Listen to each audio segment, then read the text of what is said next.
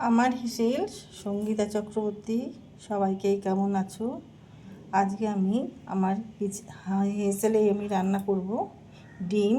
দেখো ডিমগুলো আমি কেটে দিচ্ছি যাতে মশলা ঢুকে।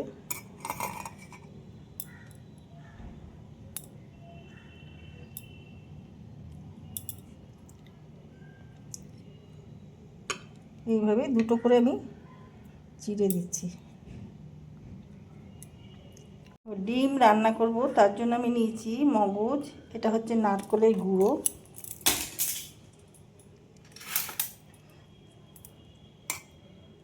এটা নারকেলের গুঁড়ো, এটা হচ্ছে তিল 1 চামচ, এটা 1.5 চামচ সর্ষে, আর এই পোস্ত আর সর্ষে দেব, 1 চামচ সাদা সর্ষে দিয়ে দিলাম। এটা আমি এবার শুকনো গুঁড়ো করে নেব। দিয়ে দেব গোটা গরম মশলা। এখানে দেখো রসুন, আদা আর পেঁয়াজ আছে, এগুলো দিয়ে দিলাম। জল দিয়ে দেবো, দিয়ে একটা পেস্ট তৈরি করব। দিয়ে দিলাম সাদা তেল, দিয়ে দিলাম কাঁচা লঙ্কা ঝালের জন্য, জিরে ফোড়ন দিয়ে দিলাম।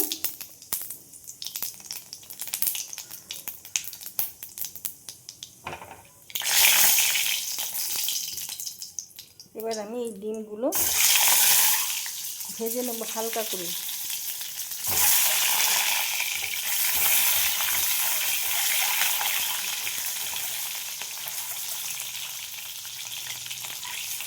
ডিমগুলো ভাজা হয়ে গেছে, এবার আমি যে মশলাটা করে রাখলাম সেটা দিয়ে দিচ্ছি। নুন দিয়ে দিলাম পরিমাণ বুঝে, দিয়ে দিলাম চিনি টেস্ট ব্যালেন্স হওয়ার জন্য।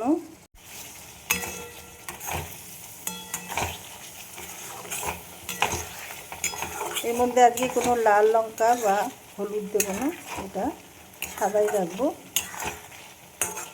তোমরা কি কোথা থেকে আমার ভিডিও দেখো বা দেখছো, আমাকে লাইক শেয়ার কমেন্ট করে আমার সাথে থেকো, তাহলে আমার ভালো লাগবে। আর তোমাদের কমেন্ট তোমরা কমেন্ট বক্সে জানিয়ে দিও। ইউটিউব থেকে দেখলে ইউটিউবের বেল আইকনটা ক্লিক করলেই আমার যত রান্না নোটিফিকেশানগুলো তোমাদের কাছে পৌঁছে যাবে। দেখো মশলাগুলো কষানো হয়ে গেছে, মশলার যে জলটা ছিল মিক্সিতে ওটা দিয়ে দিচ্ছি। ঝটপট রান্না হয়ে যায় এটা খুব তাড়াতাড়ি। আমরা তো আলু মশলা লাল করে করে ডিম খাই, একবার এইভাবে রান্না করে দেখো, খুব ভালো লাগবে।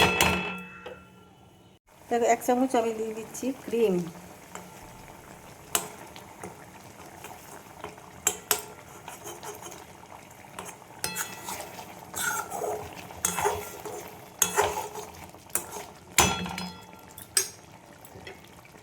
কিছু রসুন পাতা, তোমরা ধনে পাতা থাকলে ধনে পাতা দিতে পারো, আমার কাছে নেই ধনে পাতা।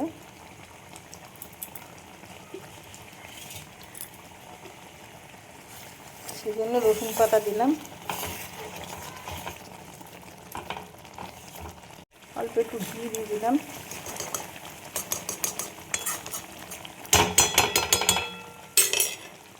দিয়ে দিলাম দুটো। রান্নাটা আমার হয়ে গেছে, এবার আমি নামিয়ে ফেলবো। উপর দিয়ে আমি একটুখানি লেবুর রস দিয়ে দিলাম, তোমরা চাইলে এটা স্কিপ করতে পারো।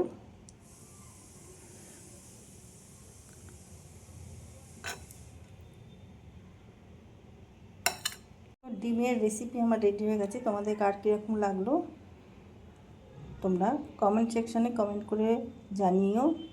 যারা যারা আমাকে সাবস্ক্রাইব করছো অসংখ্য ধন্যবাদ জানাই তাদেরকে। ভিডিওটা এখানেই শেষ করলাম, সবাই ভালো থেকো, থ্যাংক ইউ।